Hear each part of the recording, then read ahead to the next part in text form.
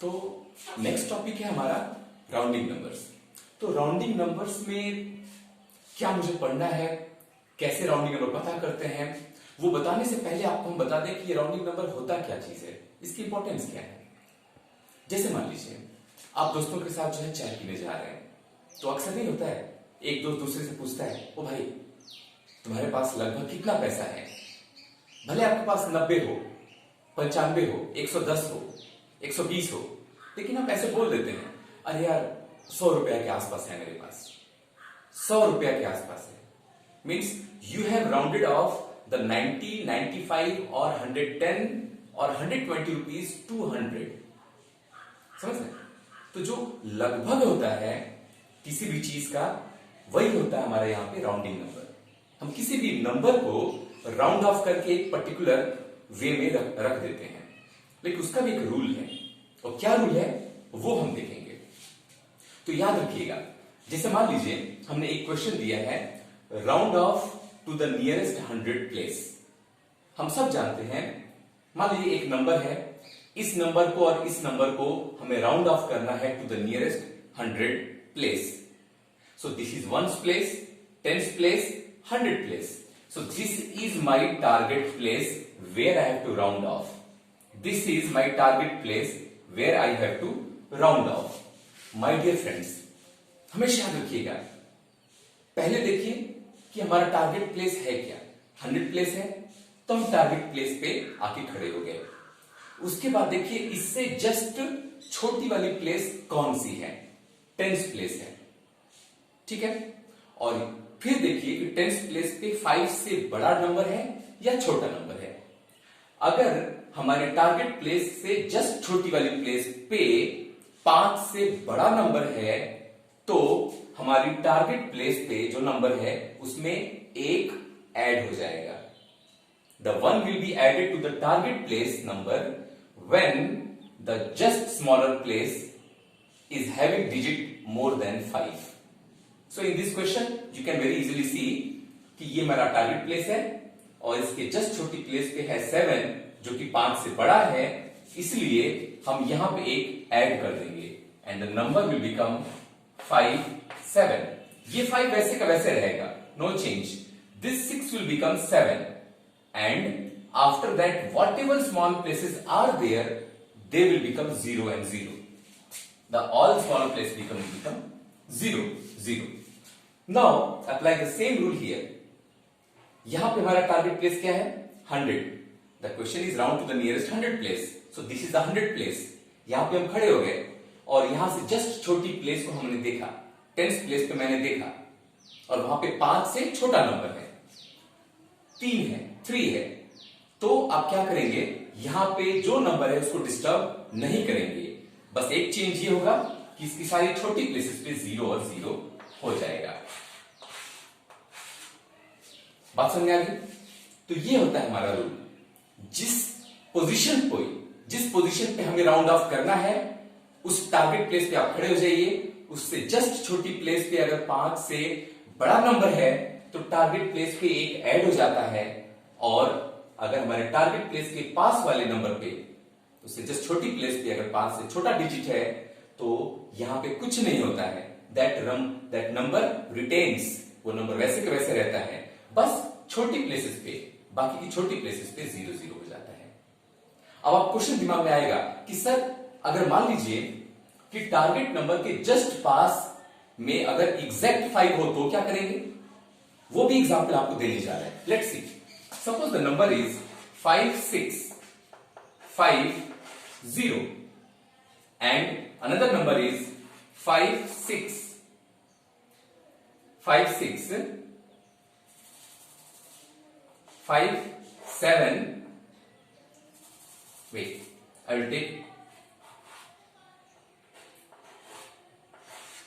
yes, that is a nice number। अगर मान लीजिए 5, 6, 5, 0 है, same question, round to the nearest 100 place. तो मेरी टारगेट प्लेस क्या है, यू नो। यहां पे भी टारगेट प्लेस क्या है, यू नो। अब क्या है, टारगेट प्लेस से जस्ट छोटी प्लेस पे, मींस 10th प्लेस पे कौन सा नंबर है। 5 से बड़ा होता तो हम यहां ऐड कर देते 1, 5 से छोटा होता तो वही नंबर रह जाता। लेकिन यहां तो एग्जैक्ट 5 है, यहां भी है और यहां पे भी है, तो क्या करेंगे? तो वहां पे हमें देखना पड़ेगा कि टारगेट प्लेस पे जो नंबर है, what is the nature of that number. If it is even number, then the number will be retained.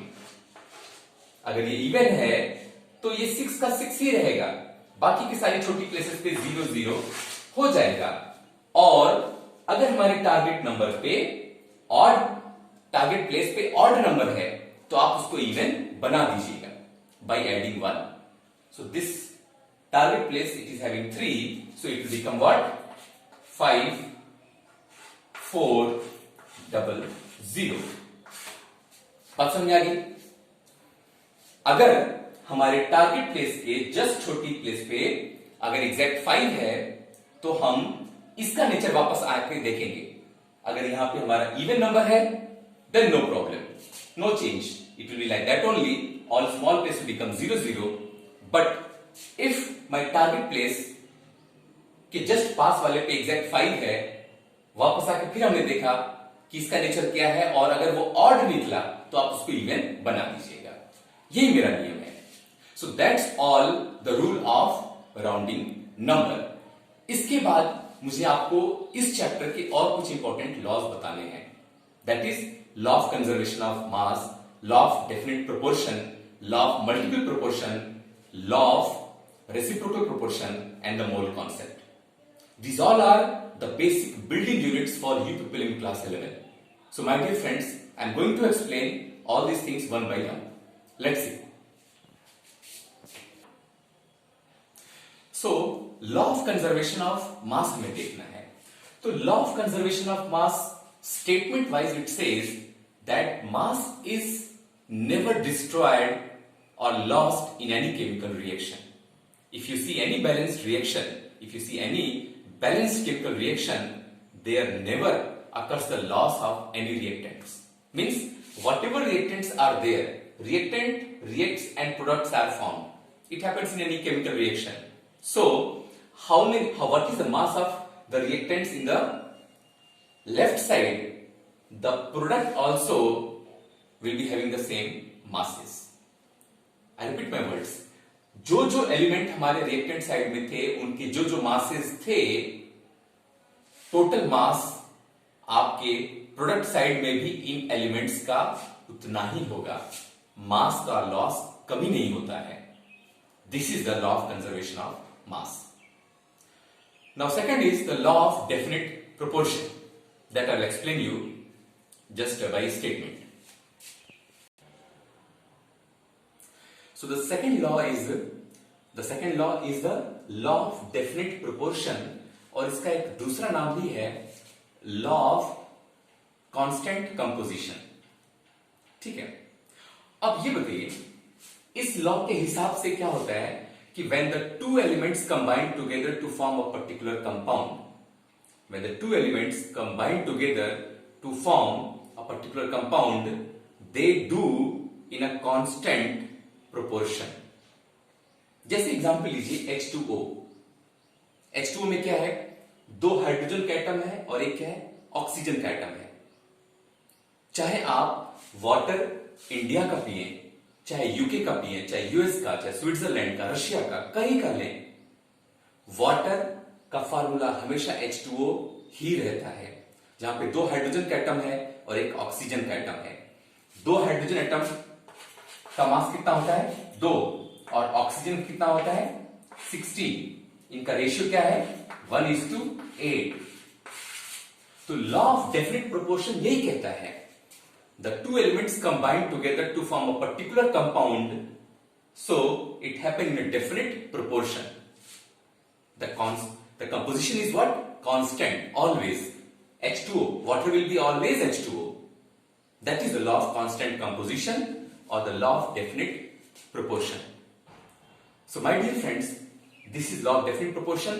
Now the third law I want to explain is that is the law of multiple proportion. So the third law is the law of multiple proportion. इसको जरा सा ध्यान से देखिएगा आप लोगों को, यहां पे इसको आपको जरा फोकस अच्छे से करना है। लॉ ऑफ मल्टीपल प्रोपोर्शन से that when two elements they combine together in such a way that it forms two or more than two compounds, then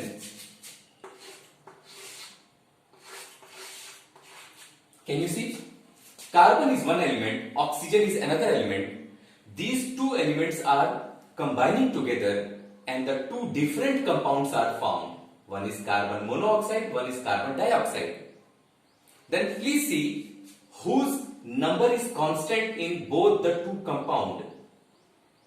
Very easily you can see carbon is 1 here also and carbon is 1 here also. Whose number is changing? Oxygen. Here is 1, here is what? 2. So please remember, जैसे आपके mobile में क्या होता है, एक SD card होता है ना, SD कार्ड मीन्स क्या? SD. हालांकि उसका मतलब अलग होता है, secure digital card, that is different thing. यहां पे इसका मतलब समझिएगा सेम डिफरेंट। जब दो एलिमेंट कंबाइन होते हैं और दो या दो से ज्यादा कंपाउंड का फॉर्मेशन होता है, तो आप देखिए कि सेम कौन है और देखिए डिफरेंट कौन है। ये दोनों सेम है ना, तो सेम वाले से मुझे कोई मतलब नहीं है। हमें मतलब है कि किसका नंबर डिफरेंट डिफरेंट आ रहा है।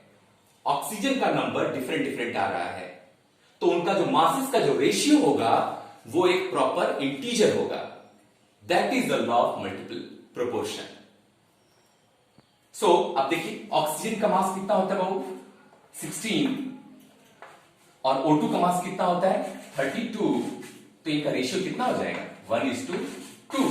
तो 1:2 क्या होगा, ये एक प्रॉपर इंटीजर है, ये डेसिमल नहीं है, correct. So according to the law of multiple proportion, when the two elements combine together to form two or more than two compounds, then you have to see who is same in number and who is different in number. Who is same in number, don't bother of that. But who is different in number, the masses of these two bears a simple whole number ratio. That is the meaning of, that is the concept of law of multiple proportion. और इसी का एक step और extra है, law of reciprocal proportion, और वो हम आपको नेक्स्ट लेक्चर में बताएंगे। और नेक्स्ट लेक्चर में आपको हम मोल कॉन्सेप्ट को भी और अच्छे से समझाने की कोशिश करेंगे। सो फ्रेंड्स, अभी तक मैंने आपको बताया कि मैटर क्या होता है, उसका क्लासिफिकेशन क्या होता है, this all things you got to know. Significant figures क्या होते हैं, और different kind of decimal numbers पे अगर कैलकुलेशन की जाए, एडिशन सब्ट्रैक्शन मल्टीप्लिकेशन डिवीजन, तो वहां पे सिग्निफिकेंट फिगर्स कितने कितने आएंगे। राउंडिंग नंबर का कॉन्सेप्ट क्या होता है, what is the rules to govern, what is the rules to find out rounding numbers. और हमने आज देखा law of conservation of mass, law of definite proportion, law of multiple proportion, like this. अब आप लोगों का काम यह है कि इन सारी चीजों को अच्छे से पढ़ना है। उसके बाद आपको हम नेक्स्ट क्लास में जो लॉ ऑफ रेसिप्रोकल